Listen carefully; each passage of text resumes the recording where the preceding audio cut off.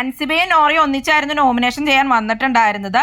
അപ്പൊ നോറ അൻസിബേനെ പറ്റി പറഞ്ഞു പേഴ്സണൽ ആയിട്ടാണ് ഓരോ കാര്യങ്ങളൊക്കെ എടുത്തത്. കഴിഞ്ഞ ആഴ്ച പവർ റൂമിൽ ചെയ്തതാണെങ്കിലും എല്ലാ കാര്യങ്ങളും പേഴ്സണൽ ആയിട്ട് എടുത്ത് റിയാക്ട് ചെയ്യുകയാണ് ഉണ്ടായതെന്നൊക്കെ പറഞ്ഞു. വ്യക്തിത്വമൊക്കെ ഉള്ള ആളാണ്, പക്ഷെ വ്യക്തിപരമായി ഇങ്ങനെ ഓരോ കാര്യങ്ങളും എടുത്ത് ചെയ്യുന്നത് നല്ലതല്ല എന്നൊക്കെയുള്ള രീതിയിലാണ് അൻസിബേനെ പറ്റി പറഞ്ഞത് നോറ. അത് മാത്രമല്ല, അതുകൊണ്ട് തന്നെ ഈ വീട്ടിൽ നിൽക്കാൻ അർഹതയില്ല എന്നുള്ള രീതി പറഞ്ഞപ്പോൾ അൻസിബ പറഞ്ഞു ഞാനത് അക്സെപ്റ്റ് ചെയ്യുന്നു, ഞാൻ നോമിനേഷനിൽ പോകാൻ തയ്യാറാണെന്ന്. അങ്ങനെ അൻസിബ വേണ്ടി നോമിനേറ്റഡ് ആവുകയാണ് ഉണ്ടായത്.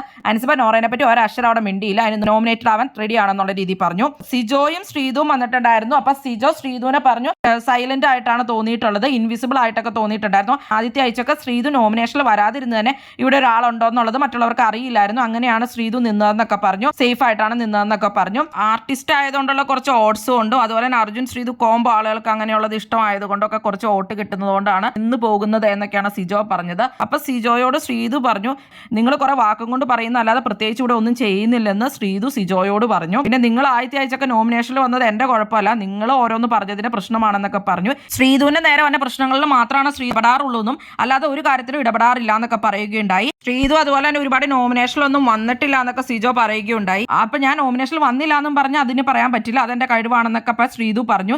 എനിക്ക് അങ്ങനെയും ഗെയിം കളിക്കാൻ പാടില്ല എന്നൊക്കെ ശ്രീതു പറയുന്നുണ്ടായിരുന്നു. നിങ്ങളങ്ങനെ കാണാത്തത് എന്റെ പ്രശ്നമല്ല എന്ന് ശ്രീതു പറഞ്ഞു. ഇവർ രണ്ടുപേരും അങ്ങോട്ടും ഇങ്ങോട്ടും ഇത് തന്നെ പറഞ്ഞുകൊണ്ടിരുന്നു. അത് കഴിഞ്ഞിട്ട് സമയം കഴിഞ്ഞു പോയി, ഇവർ രണ്ടുപേരും നോമിനേറ്റഡ് ആയിട്ടുണ്ട്.